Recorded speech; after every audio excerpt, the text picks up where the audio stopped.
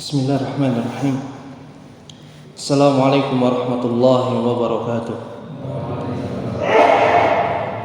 Innal hamdalillah nahmaduhu wa nasta'inuhu wa nastaghfiruh wa na'udzu billahi min shururi anfusina wa min sayyiati a'malina.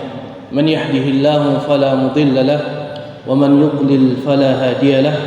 Wa asyhadu an la ilaha illallah wahdahu la syarika lahu wa asyhadu anna Muhammadan abduhu wa rasuluh. Allahumma salli wa sallim wa barik ala nabiyyina Muhammad wa ala alihi wa sahbihi ajma'in, amma ba'd. Fa ya ma'asyiral muslimin rahimani wa rahimakumullah. Alhamdulillah, di masa pandemi Allah Subhanahu wa taala hanya mengambil sebagian dari nikmat yang Allah berikan kepada kita, masih meninggalkan, menyisakan, dan bahkan masih mencurahkan banyak sekali nikmat kepada kita yang tentunya selayaknya bagi kita bersyukur kepada Allah Tabaraka wa Ta'ala. Dengan nikmat tersebut maka sempurnalah amal ibadah kita. Tidaklah kita bisa salat subuh, berzikir kepada Allah, duduk di majlis ta'lim ini melainkan karena rahmat Allah Azza wa Jalla.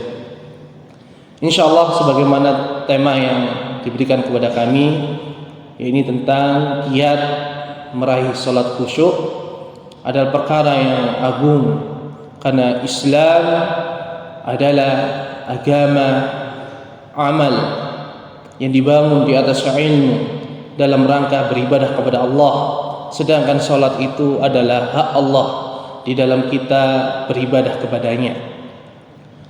Ma'asyiral muslimin rahimani wa rahimakumullah. Tema ini kami ambilkan dari tulisan kami, yaitu Kutitip Bingkisan Hati Ini Untukmu. Di dalamnya kami membahas tentang nasihat supaya kita menegakkan dan menjaga salat. Saudaraku rahimani wa rahimakumullah, Allah Azza wa Jalla berfirman, "Innas salata kanat 'alal mu'minina kitaban mawquta." Sesungguhnya salat itu adalah kewajiban yang Allah wajibkan, tentukan bagi orang-orang yang beriman. Begitu juga tentang waktu-waktunya. Allah Subhanahu wa taala tidak begitu saja memerintahkan kepada kita wa aqimus shalah wa atuz zakah. Sebenarnya banyak ayat Allah Subhanahu wa taala menyebutkan tentang firman Allah tersebut. Tetapi Allah Subhanahu wa taala mengatur dan memberikan hikmah yang sangat besar. Kenapa Allah Subhanahu wa taala mewajibkan kepada kita untuk beribadah hingga 5 kali? Dan telah kita ketahui bersama, ketika Nabi sallallahu alaihi wasallam mi'raj dari Baitul Maqdis sampai ke Sidratul Muntaha, tidak ada oleh-oleh, tidak ada pemberian yang lebih agung, lebih besar kepada Nabi SAW dan umatnya, yaitu kita, melainkan perintah salat 50 kali waktu. Dan kisahnya telah kita ketahui bersama. Tatkala Nabi SAW bertemu dengan Musa alaihissalam, Musa mengatakan, "Irji ila rabbik," kembalilah kepada Rabbmu. Sungguh umatku Bani Israel telah diperintahkan oleh Allah 50 kali dan mereka tidak mampu. Maka Nabi SAW pun kembali ke langit ke-7, ke atas, untuk minta keringanan, hingga singkat cerita Allah Subhanahu wa taala mewajibkan dalam sehari semalam 5 kali salat, yang itu kata Nabi SAW setara dengan 50 kali salatnya Bani Israel. Dan Allah Subhanahu wa taala juga berfirman, "Hafidhu 'alas salati was salatil wusta wa qumu lillahi qanitin."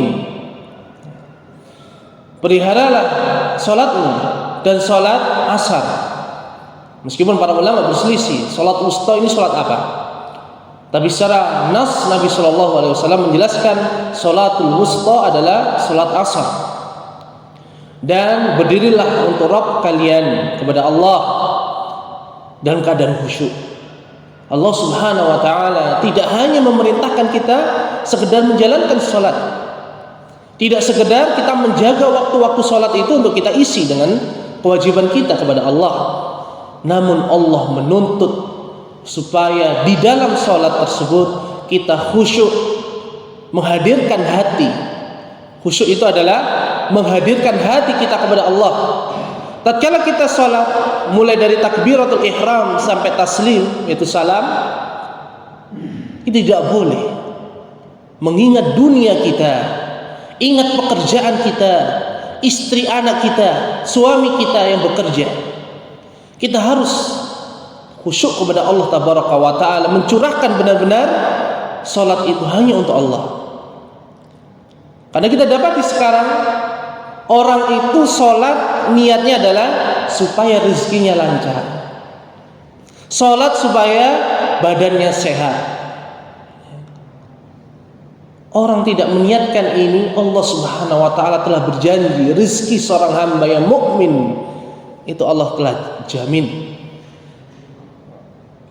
Kesehatan yang kita peroleh dari Allah Subhanahu wa Ta'ala bahkan diberikan kepada kita tanpa kita minta dari sejak kita lahir di dunia. Tapi salat yang Allah inginkan kepada kita adalah khusyuk, menghadirkan hati kita, benar-benar kita meletakkan anggota badan, terutama yang paling berharga, yaitu kepala kita, otak kita, supaya lebih rendah daripada anggota badan yang paling hina, yaitu dubur kita. Ini adalah perintah Allah Subhanahu wa Ta'ala. Maka mempelajari sebab-sebab supaya kita bisa khusyuk di dalam salat adalah perkara wajib. Karena para ulama menyebutkan la yatimul wajib illa bihi fahuwa wajib. Tidaklah sempurna kewajiban melainkan dengan sesuatu tersebut, maka sesuatu tersebut itu menjadi wajib pula. Allah memerintahkan kita untuk salat dalam keadaan khusyuk. Ini kewajiban sebagaimana ayat yang kita baca barusan, yaitu dalam surat Al-Baqarah ayat 238. Maka mempelajari sebab-sebab kita bisa salat, mulai dari sifat salat Nabi sallallahu alaihi wasallam, fikihnya, bagaimana kita bertoharah, bersuci, berwudu, bertayamum dan seterusnya, sampai dalam perkara khusyuk, maka itu semua pun menjadi wajib. Ma'asyiral muslimin rahimani wa rahimakumullah. Dan apabila kita membahas tentang salat, maka pembahasannya sangat panjang. Kenapa? Karena salat adalah hak Allah Subhanahu wa Ta'ala yang paling agung. Jadi kalau kita memiliki hak sebagai warga negara misalnya, bahwasanya nyawa kita itu dijaga, tidak boleh bagi seorang pun untuk menghilangkan nyawa kita. Ini adalah hak terbesar kita, karena nyawa adalah pemberian Allah Tabaraka wa Ta'ala, bukan pemberian negara, bukan pemberian pemerintah. Justru pemerintah Allah perintahkan untuk menjaga darahnya kaum muslimin, menjaga nyawanya kaum muslimin, sehingga tidak boleh ditumpahkan tanpa ada alasan yang hak di sisi Allah Tabaraka wa Ta'ala. Maka salat memiliki kandungan yang sangat besar.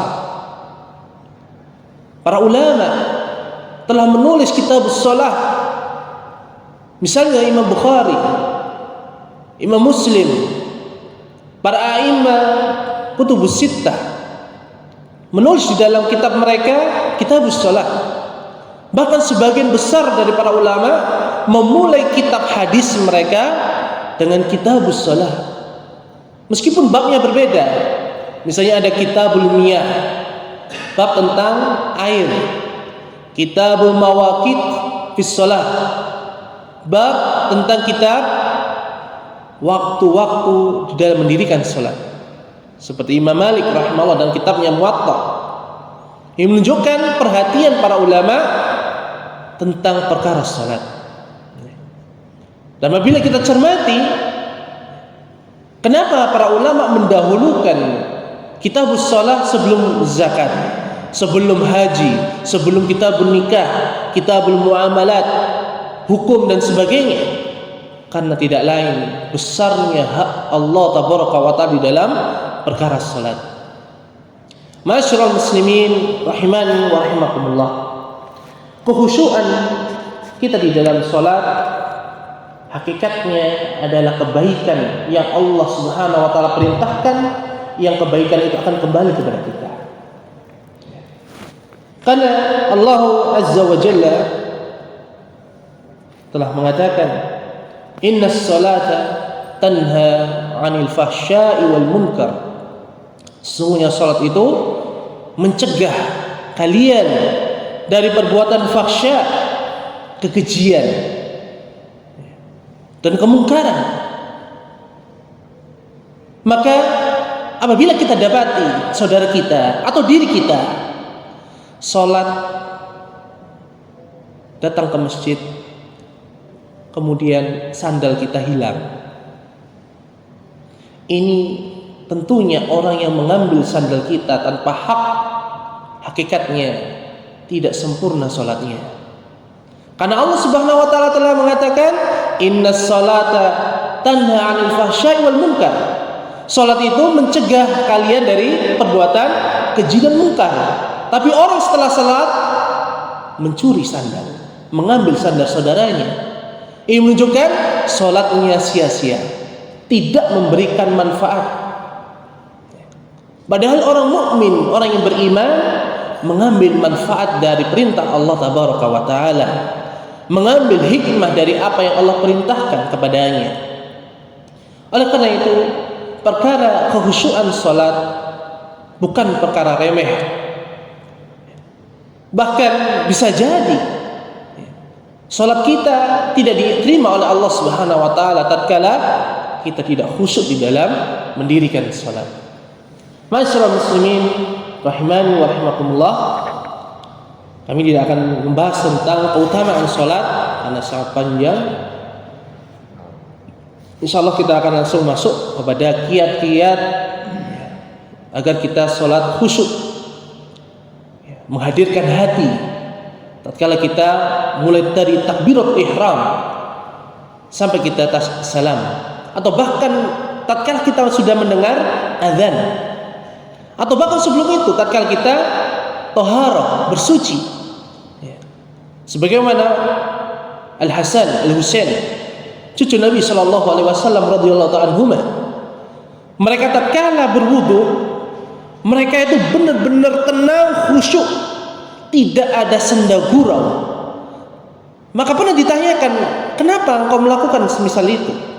Maka Al-Hasan ataupun Al-Husain mengatakan, siapa yang menjamin ini adalah wudhu kami yang terakhir? Masya Allah, cucu Nabi sallallahu alaihi wasallam yang mendapati masa Nabi sallallahu alaihi wasallam hanya beberapa tahun, pengaruhnya sangat besar.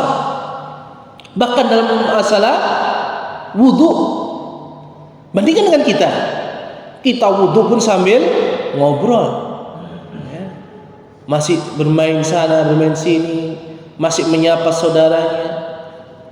Berbeda dengan apa yang dilakukan oleh Rasulullah sallallahu alaihi wasallam dan para sahabatnya radhiyallahu ta'ala anhum ajma'in. Kiat-kiat salat khusyuk ini kami banyak mengambil dari kitab As-Shalah wa Atharuha fi Ziyadatil Iman oleh Syekh Husain Ibn Auda Al-Awaisyah hafizahullah ta'ala.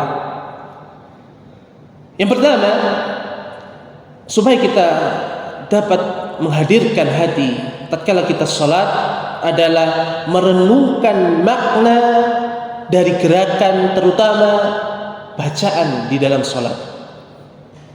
Ini adalah faktor yang paling besar yang membantu kita untuk menghadirkan hati sehingga kita bisa khusyuk di dalam mendirikan salat. Yakinlah tatkala kita tidak mengetahui, tidak faham apa makna dari Allahu Akbar yang dengannya kita memulai salat, sehingga semua perbuatan Allah haramkan. Kalau kita tidak faham, maka sholat itu seperti kita melakukan sesuatu tanpa ada maknanya. Tapi tatkala kita mengucapkan takbiratul ihram, Allahu Akbar, hati kita meyakini bahwasanya Allah itu yang paling besar, zatnya ataupun sifatnya, keagungannya, maka kita akan merasa kecil. Kita akan merasa sesuatu yang paling hina di dunia ini. Allah yang paling mulia, kita ini hamba yang banyak berdosa. Sehingga seseorang tatkala salat hilang kesombongannya. Dia akan meletakkan jabatannya apapun itu, presidenkah ataukah suami, tunduk semuanya satu di dalam saf salat. Semuanya menjadi hamba Allah tabaraka wa taala. Inilah hakikatnya tatkala kita memahami apa yang kita baca. Tapi nyatanya memang dosa, kemaksiatan yang telah banyak menutupi hati kita, sehingga tatkala kita mengucapkan Allahu Akbar, kita masih dalam keadaan sombong, seakan-akan kita ini tidak pernah akan mati. Kita akan terus melaksanakan aktivitas kita, padahal tidak ada satupun yang menjamin tatkala kita selesai dari sholat kita masih hidup. Karena begitulah dosa kita itu menjadikan hati kita sombong, tidak butuh dengan Allah tabaraka wa taala, tidak mengagungkan. Ini baru takbiratul ihram. Belum kita membaca doa iftitah, kita memuji Allah. Apakah hanya sekedar pujian sebagaimana kita memuji tim lawan? Tidak seperti itu. Kita tatkala memuji Allah wajib dengan cinta dan pengagungan. Ini makna alhamdu. Tatkala kita mengucapkan alhamdulillah, hakikatnya kita memuji Allah dengan kesempurnaannya, dengan kesempurnaan Allah, zatnya ataupun sifatnya, disertai dengan cinta dan pengagungan. Bukan hanya sekedar pujian seperti kita memuji tim lawan sepak bola kah, atau tim basket volley, atau tim lomba RT sesama RT. Tim RT itu sangat kompak. Pujian ini hanya sekedar pujian, bukan cinta kepada tim RT tersebut, atau bukan mengagungkan. Namun tatkala kita mengucapkan alhamdulillahi rabbil alamin, wajib kita menghadirkan di hati kita cinta dan pengagungan kepada Allah tabaraka wa taala. Belum lagi dengan surat Al-Fatihah yang Allah wajibkan kepada kita untuk membacanya. Nabi SAW mengatakan, la salata liman lam yaqra bi Fatihatil Kitab. Tidak sah salat seseorang yang tidak membaca Fatihatul Kitab, yaitu Al-Quran, yakni Al-Fatihah. Di dalamnya mengagungkan Allah Subhanahu wa taala. Bahkan kita merendah serendah-rendahnya tatkala kita setelah memuji Allah tabaraka wa taala dengan pujian, mulai dari bismillahirrahmanirrahim, kita memohon kepada Allah melalui namanya Allah Ar-Rahman dan Ar-Rahim. Kita mengakui sifat Allah yang penyayang, yang kasih sayangnya bisa sampai kepada kita, sampai kepada alam semesta. Kemudian Malik Yaumiddin, seterusnya, sampai kita merendahkan kita, iyyaka na'budu wa iyyaka nasta'in. Hanya kepadamu kami beribadah, menyembah, dan hanya kepadamu kami minta pertolongan. Nyatanya kita sombong. Kita melakukan ini dan itu seakan-akan kita memiliki kemampuan.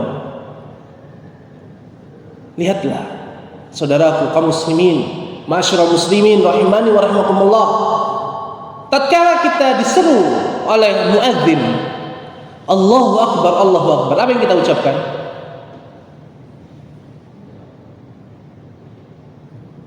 Apa yang kita ucapkan? Tatkala muadzin, orang yang adzan itu mengucapkan Allahu Akbar, Allahu Akbar, Allahu Allahu Akbar, kita mengikuti bacaannya. Sampai tatkala kita mendengar muadzin mengatakan asyhadu an la ilaha illallah kemudian wa asyhadu anna muhammadan rasulullah, apa yang kita ucapkan? Sama. Tapi perhatikanlah, tatkala muadzin mengatakan hayya 'alas shalah, mari kita mendirikan salat, apa yang kita ucapkan? La haula wala quwata illa billah. Tidak ada kekuatan, daya, usaha, tidak mungkin kita bisa mendirikan salat kecuali dari Allah tabaraka wa taala. Ini dalam masalah azan, belum masalah salat. Oleh karena itu pentingnya kita memahami makna apa yang kita ucapkan, kita dengar. Kita bisa belajar salat. Kita sudah salat berapa tahun?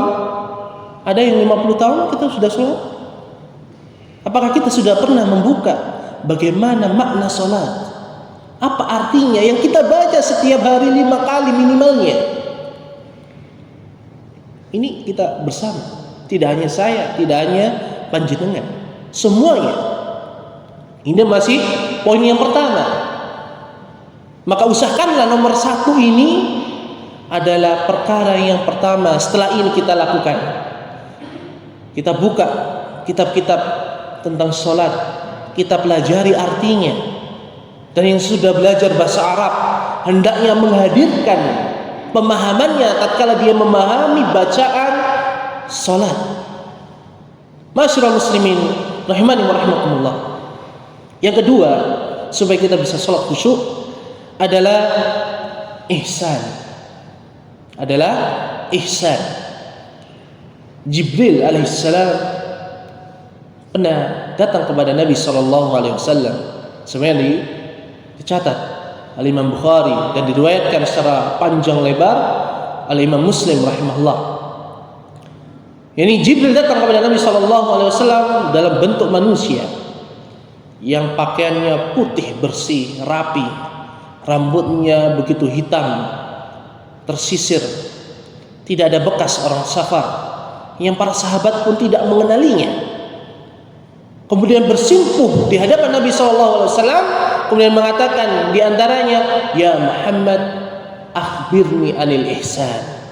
Wahai Muhammad, kabarkan kepadaku apa itu ihsan. Maka kata Nabi SAW, an ta'budallaha ka'annaka tarahu. Ihsan adalah engkau beribadah kepada Allah seakan-akan melihat sifat-sifat Allah tabaraka wa taala. Karena kita tidak mungkin bisa melihat Allah subhanahu wa taala di dunia meskipun di akhirat. Kita hanya mampu melihat wajahnya Allah. Tidak bisa kita melihat Allah seperti kita melihat saudara kita, mulai dari ujung kepala sampai ujung kaki, yang depan ataupun yang belakang. Mata kita tidak mampu untuk melihat kebesaran Allah. Oleh karena itu Nabi SAW mengatakan an ta'budallaha ka'annaka tarahu, yaitu engkau beribadah kepada Allah seakan-akan engkau melihat keagungan sifat-sifatnya, kesempurnaannya. Wa illam takun tarahu fa innahu yaraka. Apabila engkau tidak mampu, maka yakinlah, hadirkan hatimu bahwasanya Allah melihatmu. Perhatikanlah sabda Nabi sallallahu alaihi wasallam, "Shalli salata muwaddi'." Salatlah kalian sebagai mana salatnya orang yang hendak berpisah, orang yang hendak mau meninggal dunia. Fa innaka in kunta la tarahu fa innahu yaraka. Karena apabila seorang itu salat dalam keadaan melihat Allah, maka dia akan khusyuk. Seperti hanya tatkala kita menghadap Bapak Bupati, pasti kita tidak akan mungkin sibuk dengan gadget kita. Tidak akan mungkin sempat membalas WA teman-teman kita. Kita benar-benar menghadap wajah kita kepada Pak Bupati. Ini manusia dengan manusia. Bagaimana dengan Allah tabaraka wa ta'ala? Namun memang begitulah Allah menguji kita. Allah tidak memperlihatkan dirinya kepada kita sebagai ujian. Siapakah hambanya yang benar-benar menghadirkan kekhusyuan di dalam salatnya, dan siapa yang hanya sekedar rutinitas belaka. Kemudian yang ketiga, kiat khusyuk di dalam salat adalah kita sholat dengan mengingat kematian. Seakan-akan kita melakukan sholat ini adalah sholat yang terakhir. Karena Nabi SAW telah bersabda, "Udhkuril mauta fi sholati." Ingatlah kematian di dalam sholatmu. Nabi SAW yang memerintahkan kita. Fa inna rajula idza dzakara al-mauta fi sholatihi la hariyun ayyusina sholata. Karena kata Nabi SAW, apabila seorang itu mengingat mati tatkala dia mendirikan sholat, niscaya dia akan selalu melakukan sholat itu dengan yang terbaik. Mulai dari pakaiannya, dia akan menyiapkan pakaian yang terbaik untuk berhadapan dengan Allah Subhanahu wa taala. Kita saja apabila dapat undangan ketemu dengan Bapak Presiden Joko Widodo, saya yakin Anda akan memilih pakaian itu tidak sebagaimana kita tatkala kerja bakti, membersihkan RT, lingkungan sekitar kita, yang pakai pakaian biasa. Tapi pasti kita akan memakai pakaian yang kita pilih yang paling sempurna, yang paling sopan, yang terbaik. Maka bagaimana dengan Allah Subhanahu wa taala yang telah menciptakan kita, menciptakan Bapak Presiden itu, menciptakan negara ini, bangsa ini dengan segala macam apa yang ada di dalamnya. Maka lebih utama lagi kita mempersiapkan diri kita, mulai dari pakaian, pakai parfum bagi yang laki-laki tentunya. Kemudian kita menghadirkan hati. Ini yang paling penting. Wa sholli salata rajulin la yadhunnu annahu yusalli salata ghairiha. Dan salatlah kalian sebagaimana salatnya seorang yang dia menyangka setelah salat itu dia tidak akan mendirikan salat lagi, yaitu karena kematian mendatanginya. Ini pesan Nabi SAW. Wa iyyaka wa kull amrin yu'tadhiru minhu. Dan hati-hatilah kamu dari perkara-perkara yang dapat memalingkan kamu dari khusyuan salat. Hadis ini diriwayatkan oleh Imam Ad-Dailami dari Anas bin Malik radhiyallahu ta'ala. Hadisnya sahih. Kemudian yang keempat, kiat supaya kita salat khusyuk adalah kita meninggalkan maksiat tatkala kita di luar salat, apalagi di dalam salat. Ya. Karena Nabi SAW mengatakan, seburuk-buruk pencuri adalah pencuri salat. Apa yang dilakukan pencuri salat? Dia mengurangi rukunnya, yaitu tumakninah, tidak tenang. Salat seperti ayam mematuk makanannya, sangat cepat. Karena Allah Subhanahu wa taala mengatakan terkait tentang meninggalkan maksiat, innallaha la yughayyiru ma biqaumin hatta yughayyiru ma bi anfusihim. Sesungguhnya Allah tidak akan mengubah nasib keadaan suatu kaum sampai mereka sendiri yang berusaha untuk mengubah nasib mereka, keadaan mereka, sehingga Allah pun memberikan jalan kemudahan untuk perubahan tersebut. Begitu pula dengan keadaan kita, dengan corona ini, dengan pandemi ini, yang ekonomi kita hancur-hancuran.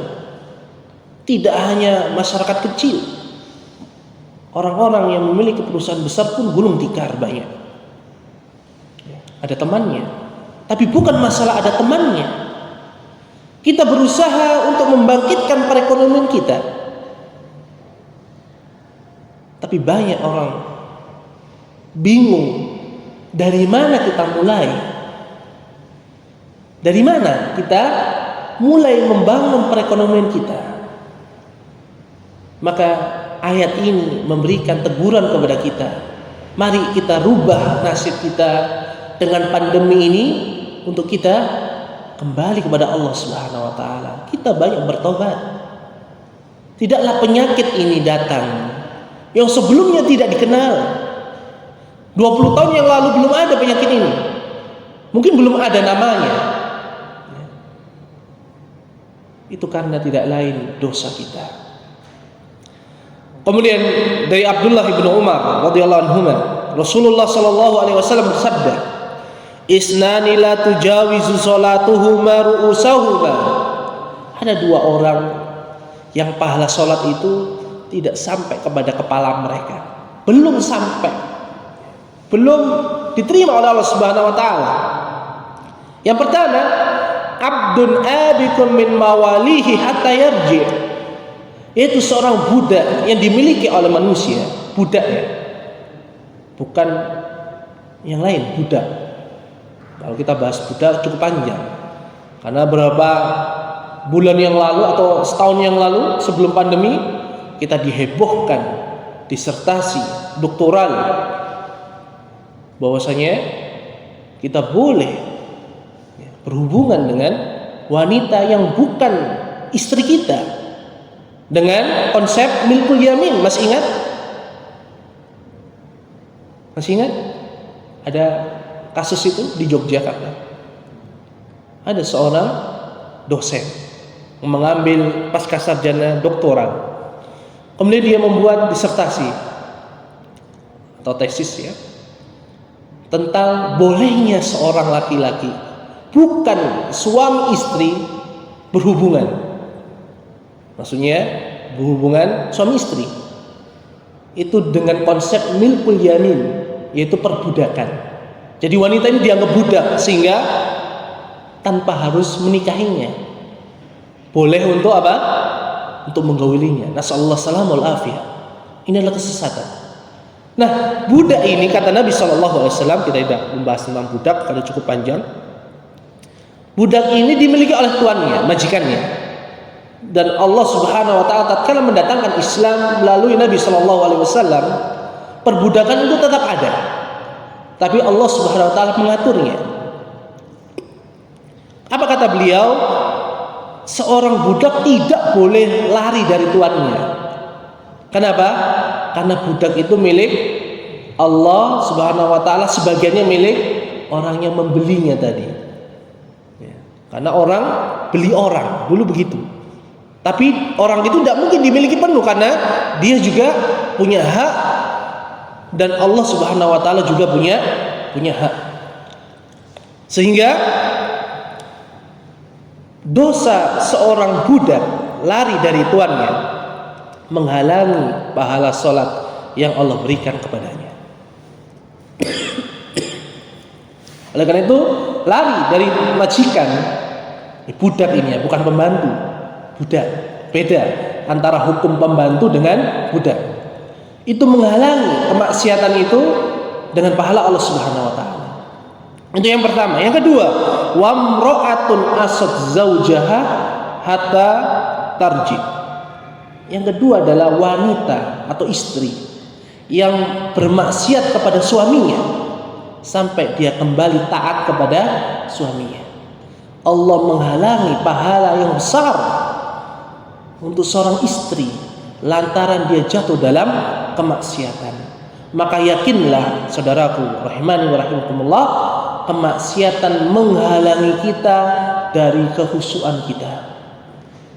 Kalau kita bermaksiat sebelum sholat, pasti sholat kita akan diganggu dengan kemaksiatan itu. Kita akan ingat-ingat kemaksiatan itu, tidak akan tenang ya. Tidak akan tenang hati kita. Seandainya ada orang Ustaz itu tenang Ustaz, dia setelah melakukan dosa itu, yakinlah hatinya yang paling dalam tidak akan tenang. Karena dosa, kata Nabi SAW, tak kala ditanya apa itu dosa, mahaka fi nafsika wa taraddad. Dosa itu apa yang ada di dalam jiwamu yang merongrong, yang membuat kita tidak tenang. Wa karita an yattali an-nas, dan engkau tidak suka seandainya dosa itu diketahui oleh manusia. Makanya biasanya orang melakukan dosa itu sembunyi-sembunyi atau terang-terangan? Sembunyi-sembunyi, mencuri, berzina. Ini selanjutnya, yang kelima, kiat supaya kita sholat khusyuk, kita memperbanyak kebaikan di luar sholat. Ya, kita memperbanyak kebaikan di luar sholat. Kita bersedekah, menyantuni para duafa, menyantuni janda, anak yatim yang ditinggal bapaknya sebelum dia masa balik. Ini akan menghadirkan, membantu kita untuk sholat khusyuk. Contoh adalah sabda Nabi SAW dalam hadis Abu Hurairah radhiyallahu ta'ala anhu, anna rajulan syaka ila Rasulillah sallallahu alaihi wasallam qaswata qalbihi. Suatu saat ada seorang laki-laki datang kepada Nabi sallallahu alaihi wasallam curhat, mencurahkan isi hatinya, bahwasanya hatinya ini keras, tidak sensitif, dinasihati tidak ada pengaruhnya, tapi berbuat maksiat doyan. Apa kata Nabi sallallahu alaihi wasallam? In aradta an yalina qalbuk, apabila engkau ingin melunakkan hatimu atau hatimu menjadi lunak, fa'at'imil miskin wamsah ra'sal yatim. Kata Nabi sallallahu alaihi wasallam memberikan contoh ini. Apabila engkau ingin hatimu itu lembut, sensitif, diberi nasihat itu menerima, diingatkan dosa itu dia menangis, bertobat kepada Allah, tidak sombong. Kata Nabi sallallahu alaihi wasallam, berikan fakir miskin itu makanan. Sedangkan makanan itu adalah pemberian Allah Subhanahu wa taala kepada kita. Bukan kita hakikatnya memberi kepada fakir miskin. Mengingatkan kita bahwasanya rezeki yang kita berikan itu bukan milik kita, tapi milik Allah. Dan yang kedua adalah usaplah kepala anak yatim, bukan sekedar mengusap, tapi sebagai bentuk kasih sayang kepada mereka. Mereka belum balik sudah ditinggal oleh kepala keluarga yang memberikan dia nafkah. Seakan-akan kita yang menjadi bapaknya begitu. Ya, bukan sekedar diusap kepalanya kita akan jadi khusyuk, bukan. Tapi lebih dari itu. Yang keenam, sampai jam berapa ini?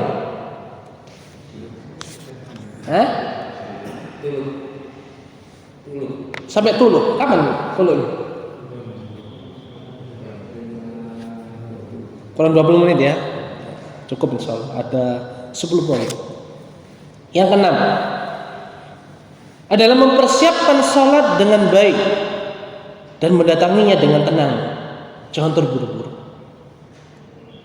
Nabi SAW bersabda, "Idza thuyiba lis-salati fala ta'tuha wa antum tas'aun." Apabila salat itu telah didirikan, sudah iqamah, maka janganlah mendatanginya dengan kalian berlari-lari sehingga sampai salat itu ngos-ngosan. Apalagi sudah sepuh. Itu menenangkan dadanya itu berapa waktu ini. Dan itu sudah mengejar takbiratul ihram, sudah enggak khusyuk. Apa? Sibuk dengan menenangkan jantungnya yang berdegup kencang. Oleh karena Nabi sallallahu alaihi wasallam mengatakan waqtuha wa alaikumus sakinah. Tapi datangilah salat itu, panggilan salat itu sedangkan kamu dalam keadaan tenang, sakinah. Tenang. Ya. Tapi jangan diulangi ya. Salat ini terlambat, ini satu masbuk, satu rakaat. Besoknya enggak apa-apa, yang penting tenang. Kan diperintahkan tenang. Ya, mestinya kita perbaiki. Kenapa kemarin kita masbuk? Oh, ternyata kami sibuk dengan ini dan itu.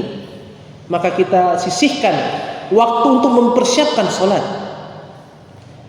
Fama adraktum fasallu. Apa yang engkau dapati tatkala engkau masuk dalam salat jamaah itu, maka lakukan. Apabila imam sudah sujud dari hadis ini, maka kita jangan tunggu imam berdiri, tapi apa? Fasallu. Maka salatlah seperti imam itu. Karena ju'ilal imamu liyu'tamma bih, kata Nabi sallallahu alaihi wasallam. Karena imam itu dijadikan untuk diikuti. Ya. Kemudian wa ma fatakum fa'atimu, dan apa yang luput, ya, yang ketinggalan, maka sempurnakanlah. Apabila itu sudah sampai satu rakaat dengan kita tertinggal rukuk imam. Ya.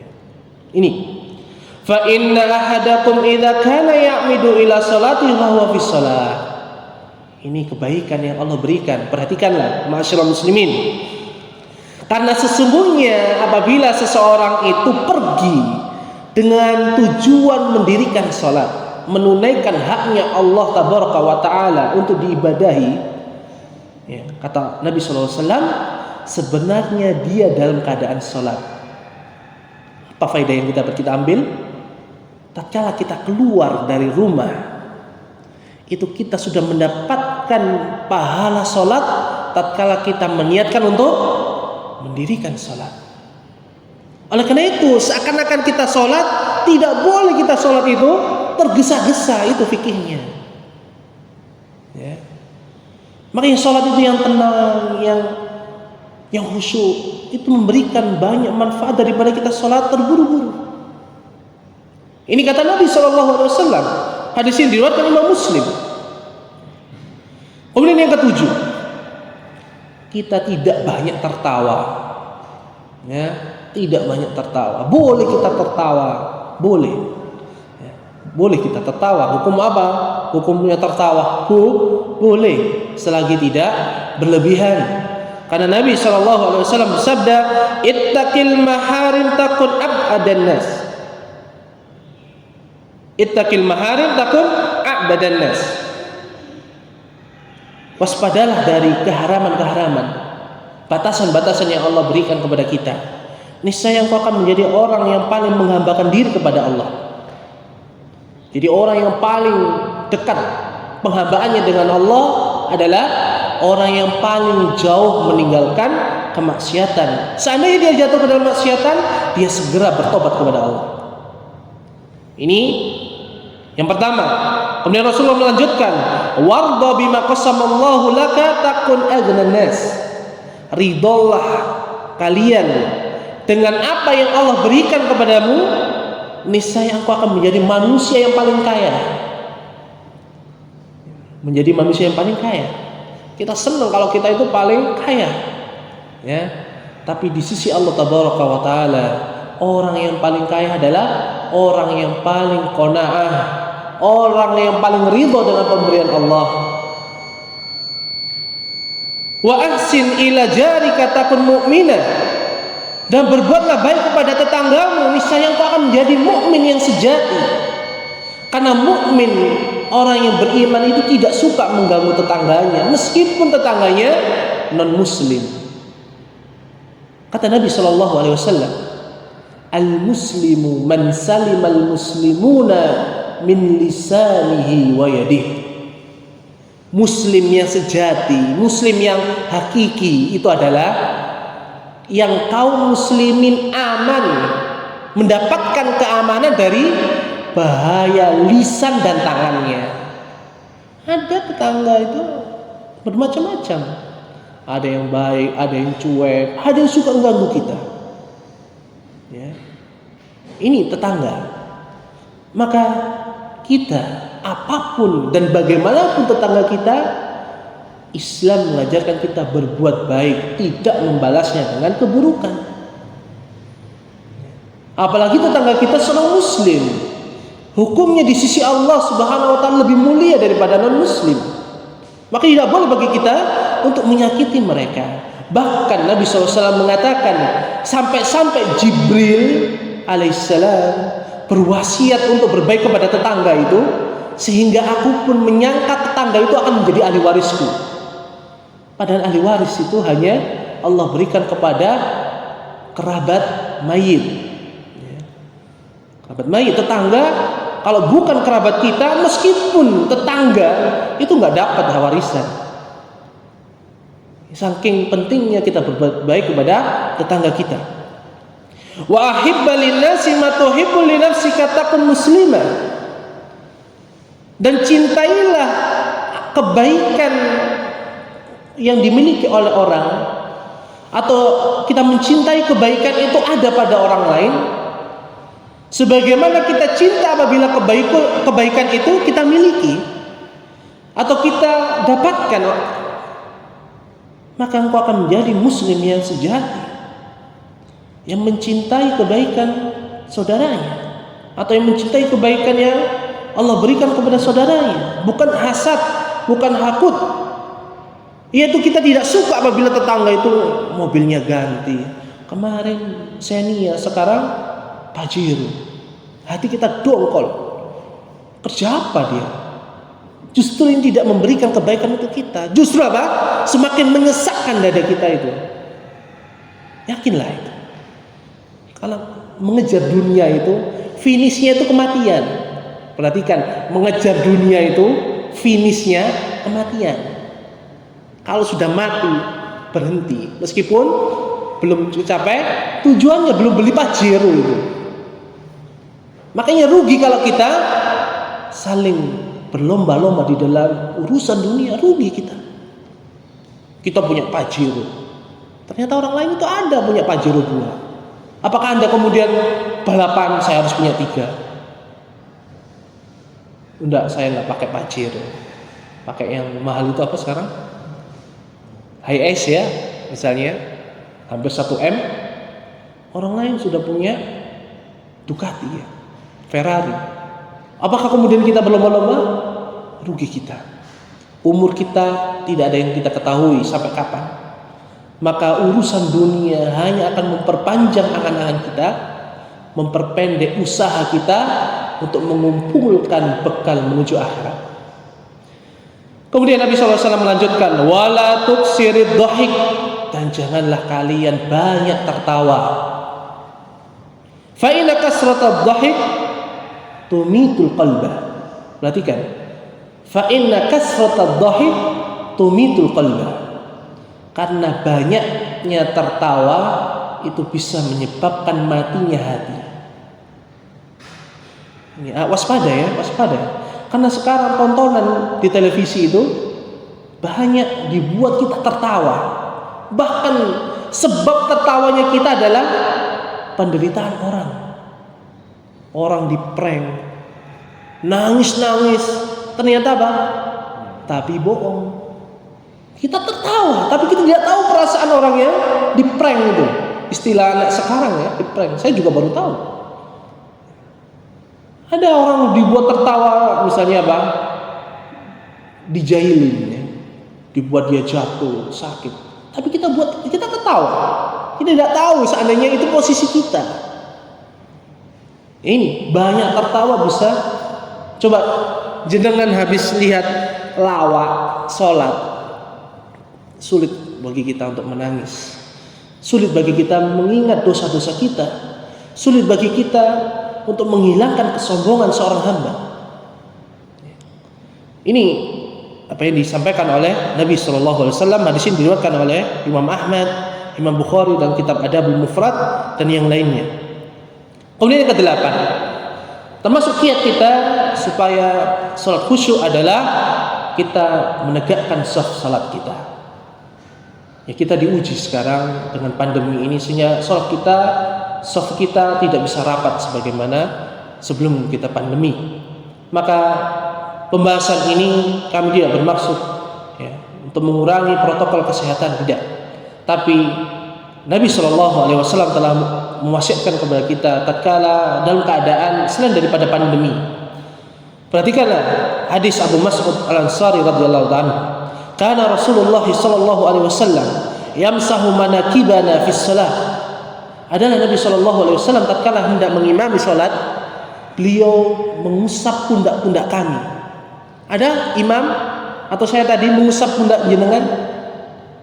Tidak ada. Rasulullah mengusap pundak sahabatnya. Siapa Rasulullah? Orang yang paling mulia di muka bumi ini. Beliau masih mengusap pundak-pundak sahabatnya. Wa yaqulu, dan dia mengatakan sallallahu alaihi wasallam, istawu wa la tahtalifu.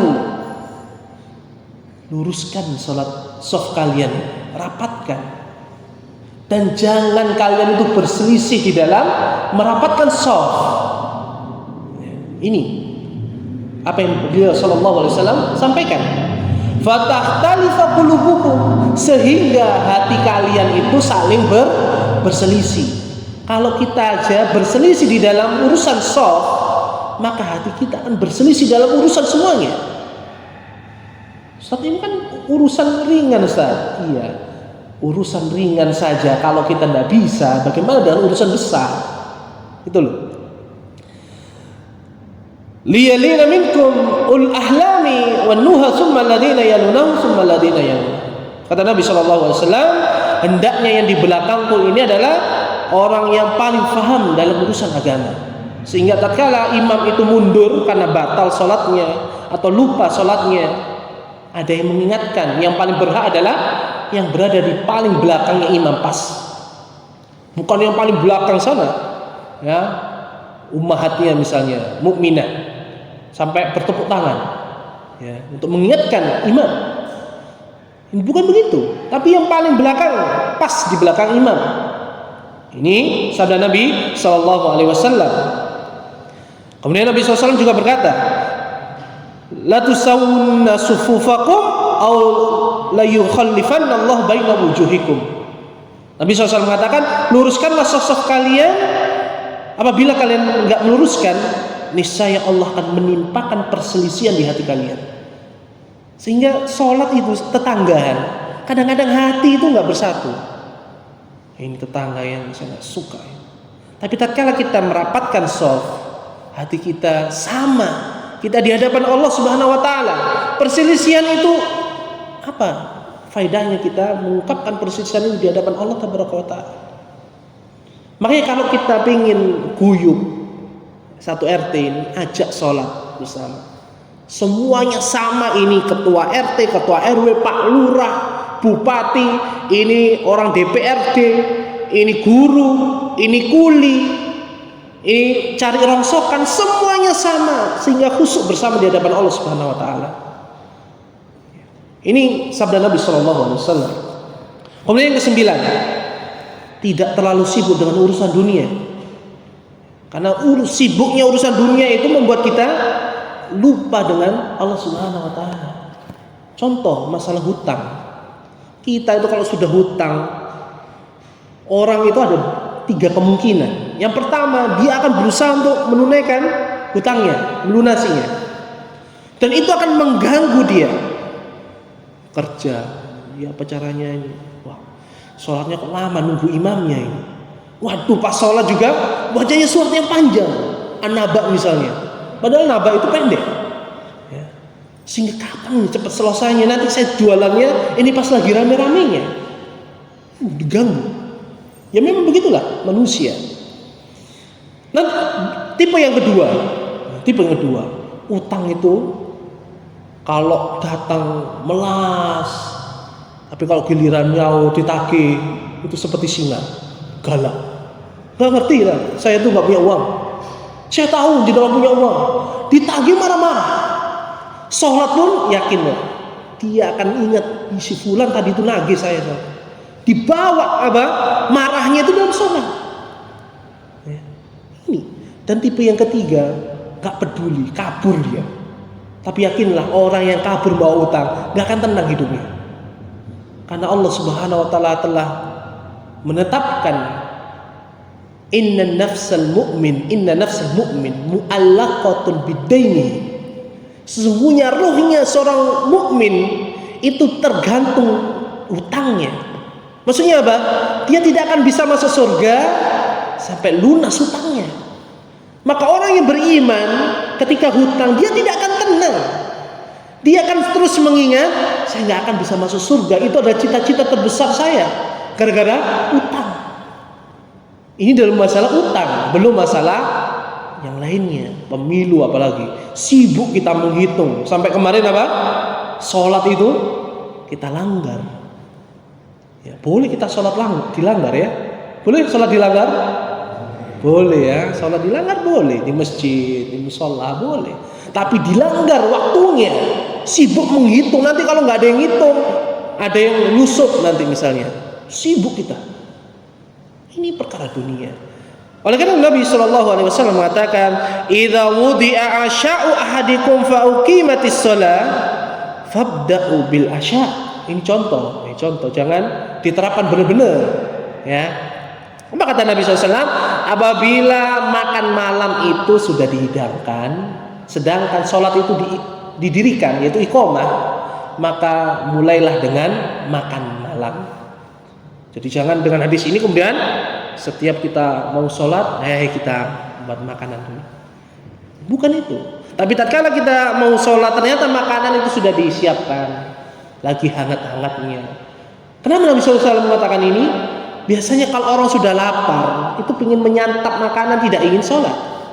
Justru kalau sholat dia akan jangan lama-lama, nanti nasinya nggak hangat lagi, tempenya sudah nggak nikmat, nggak gurih, nggak renyah, kopinya nanti dingin. Terus bagaimana solusinya? Makan sedikit. Setelah itu kita sholat, nanti kita lanjutkan. Begitu pula tatkala kita berbuka puasa. Nah, ini. Kemudian yang terakhir,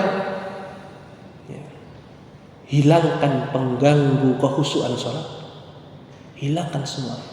HP, silent. Matikan data itu, mode pesawat. Jangan digetarkan. Getar itu ganggu ya. Siapa ini ganggu? Telepon ini. Gak bunyi suaranya, tapi dirinya terganggu dengan getaran HP itu. Seperti orang jatuh cinta itu. Terganggu dia, jantungnya berdegup. Siapa ini?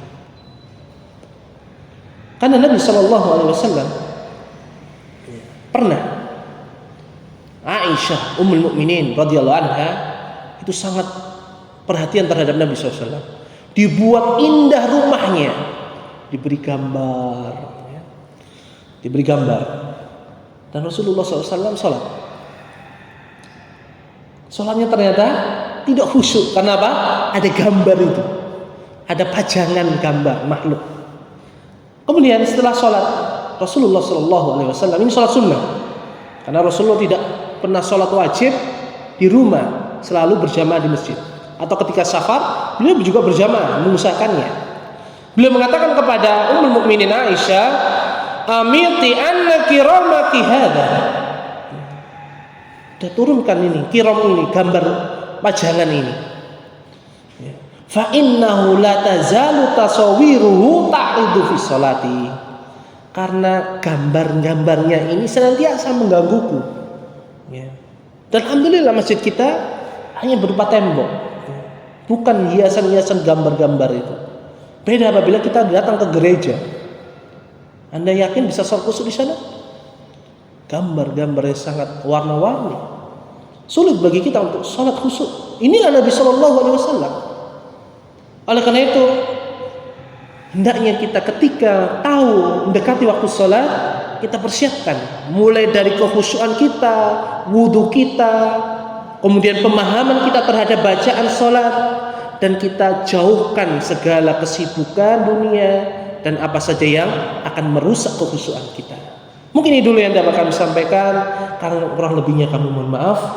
Mudah-mudahan Allah Subhanahu wa taala memberkahi apa yang kita lakukan, karena keberkahan itu adalah milik Allah Subhanahu wa taala. Tidak mungkin kita mendapatkannya kecuali dengan menjalankan ketaatan kepadanya. Mungkin ada yang ditanyakan dari apa yang kami sampaikan. Monggo Pak. Assalamualaikum warahmatullahi wabarakatuh. Apakah sholat kita kalau tidak khusyuk itu diterima? Nah, Pada kita setelah Allahu Akbar, kita sudah jalan depan. iya. Dan itu kadang kita sudah melihat kita sudah berulang sampai selesai. Sekarang ini kita lakukan begitu Allahu Akbar, sering kali kita sudah jalan depan. Pertanyaannya Masya Allah sangat bagus ya. Wah, dua yang tanya. Mudah-mudahan. Tentang salah satu tumaknina. Oh iya, tumaknina. Tumaknina itu bisa dijelaskan itu dalam artian bacaan atau Batasannya apa gitu ya? Standarnya apa gitu ya? Soalnya juga gerakan seperti apa? Iya. Yang sempurna seperti apa? J. Ada dua pertanyaan. Yang pertama, apakah sholat kita tidak diterima oleh Allah Subhanahu wa taala tatkala kita tidak khusyuk?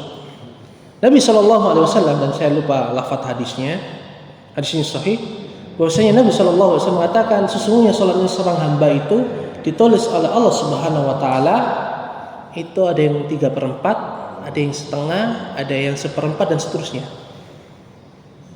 Apa maknanya? Tidak penuh. Kenapa? Mesti ada sesuatu yang kurang. Oleh karena itu dalam hadis salat pada hari kiamat kelak, Allah Subhanahu wa taala berkata kepada malaikatnya, ya. Apa yang dikatakan Allah? Unduru hal li abdi min tatawwu. Perhatikan. Lihatlah, apakah hambaku ini memiliki sholat tatawwu, sholat sunnah, sholat tambahan. Fayukammala biha fantaqasa minal fariḍah. Kata Nabi SAW, maka sholat sunnah itu dijadikan oleh Allah Subhanahu wa taala penyempurna kekurangan di dalam sholat wajibnya. Ini keutamaan sholat sunnah untuk menyempurnakan sholat wajib kita yang serba kurang itu, tidak khusyuk itu. Summa yakunu sa'iru amalihi ala dzalik. Kemudian dihisaplah ya, amalan semuanya dari hamba-hamba Allah Subhanahu wa taala pada hari kiamat. Dan Abdullah bin Abbas radhiyallahu ta'ala anhuma mengatakan, seorang itu mendapatkan pahala salat sesuai dengan pemahaman kekhusyuan di dalam bacaan dan gerakan salat. Maka kita salat bersama, satu shaf, dua shaf, satu masjid, pahalanya berbeda-beda. Apakah diterima? Tentu diterima. Tapi apakah semua orang yang sholat tidak khusyuk itu diterima sholatnya? Ya tidak. Ada yang sholat tidak khusyuk dari awal sampai akhir, maka tidak akan diterima oleh Allah Subhanahu wa taala. Dia hanya sekedar menggugurkan sholatnya. Perhatikan ya, tidak diterima maksudnya tidak mendapatkan pahala, hanya menggugurkan kewajibannya. Sehingga tidak wajib bagi seorang yang tidak khusyuk itu mengulangi sholatnya dari awal sampai akhir. Jadi sholatnya sekedar menggugurkan kewajiban. Perhatikan, kaum muslimin, sholat kita itu pahalanya besar. Sholat itu pahalanya besar, ngalahkan sedekah. Oleh karena itu, yang pertama kali Allah hisab dari amal kita adalah sholat. Oleh karena itu penting kita mengetahui ini. Ini jawaban yang pertama. Yang kedua, soal tentang apa batasannya tumakninah. Apa batasan tumakninah? Ketahuilah, tumakninah itu dipraktekkan oleh Nabi SAW itu badan tegak, tenang, kemudian baru membaca. Membaca selesai, itu pindah ke gerakan selanjutnya sampai tenang baru membaca. Gambarannya seperti apa? Misalnya, wal maghdubi alaihim waladdallin, amin. Kemudian dia membaca salat, misalnya, qul huwallahu ahadun illahus samad, lam yalid wa lam yulad wa lam yakul lahu kufuwan ahad. Ambil nafas, Allahu akbar, kemudian dia rukuk. Belum selesai rukuk, kemudian sudah dia baca subhanallahil azim, subhanallahil azim, subhanallahil azim. Ini tidak tumakninah, kurang tumakninahnya. Tapi Nabi SAW tatkala Allahu Akbar turun rukuk, ketika badan itu sudah tenang, punggung, kata Aisyah radhiyallahu anha, itu lurus antara kepala sampai punggung pinggang itu, beliau baru membaca subhanallahil azim, subhanallahil azim, subhanallahil azim. Atau doa yang lainnya, subhanakallahumma wa bihamdika Allahumma firli misalnya, atau subuhun kudusun rabbul malaikati waruh. Itu kemudian baru selesai ucapan itu sudah sami'allahu liman hamidah. Yang tidak tumakninah itu subhanallahil azim, subhanallahil azim, subhanallahil azim, sami'allahu liman hamidah. Ini tidak tumakninah ya.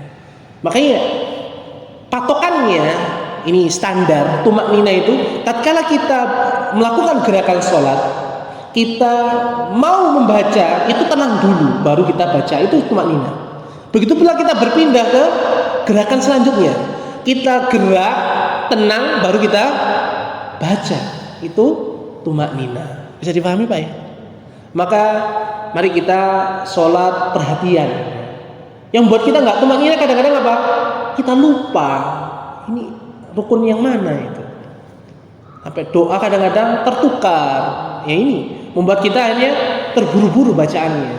Dan ini nasihat untuk kita bersama, terutama imam. Jangan cepat-cepat. Ada orang yang tua, kayak orang disuruh senam, kasihan.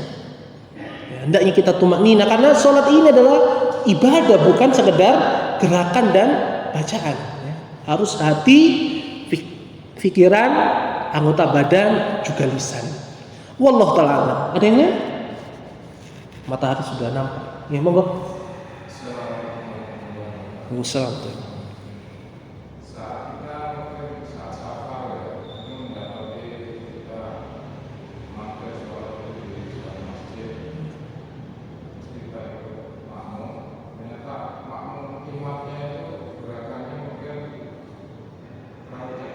Ya.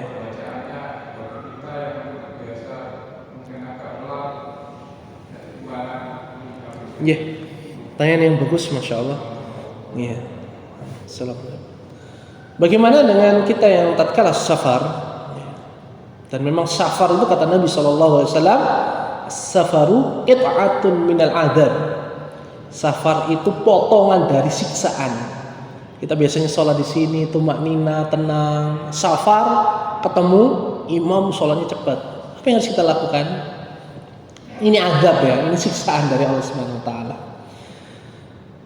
Para ulama rahimahumullah menjelaskan bahwasanya imam itu dikatakan sebagai imam dan kita boleh mengikutinya tatkala dia melakukan sholat itu dalam batasan minimal.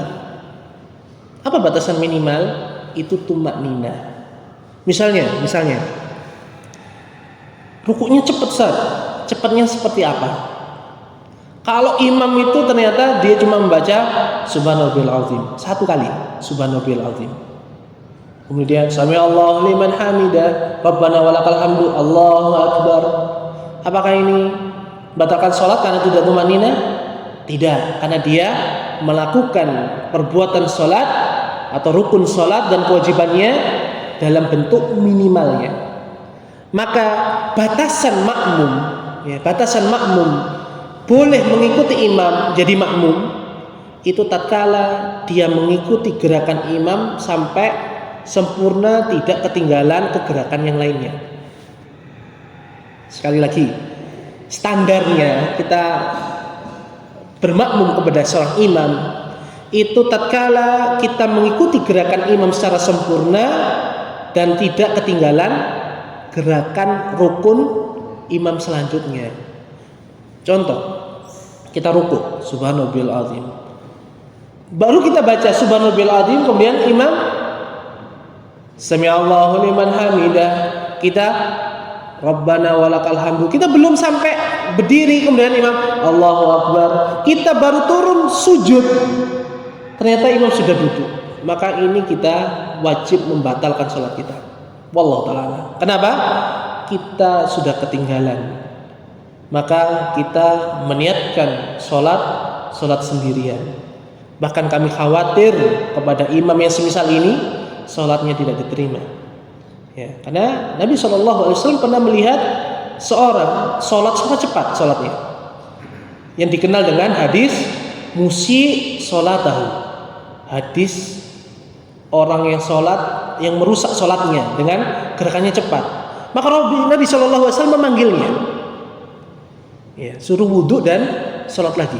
Dan riwayat yang lain disuruh sholat lagi. Dia sholat dengan gerakan yang sama, sangat cepat. Padahal Nabi SAW melihat secara dohirnya, ya, lihat dohirnya. Dia sholat cepat kemudian dipanggil lagi, sholat lagi. Maka dia pun mengatakan, ya Rasulullah, ini sholat yang sudah biasa saya lakukan. Saya tidak mampu sholatnya semisal yang bagaimana yang engkau perintahkan. Maka kemudian Rasulullah menjelaskan dari takbiratul ihram sampai salam. Dan hadis ini dipakai oleh para ulama sebagai hadis tentang rukun sholat. Jadi batasannya kita boleh mengikuti imam adalah tatkala kita mendapati gerakan imam dan bacaannya paling minimal. Selagi kita bisa baca, mengikuti gerakan, maka kita tetap sah salatnya insyaallah. Wallahu ta'ala alam. Ini cukup ya. Kurang lebihnya kami mohon maaf. Wassallallahu wassalamu ala nabiyina Muhammad wa akhiru da'wana alhamdulillahirabbil alamin. Subhanakallahumma wa bihamdika asyhadu an la ilaha illa anta astaghfiruka wa atubu ilaik. Wassalamualaikum warahmatullahi wabarakatuh.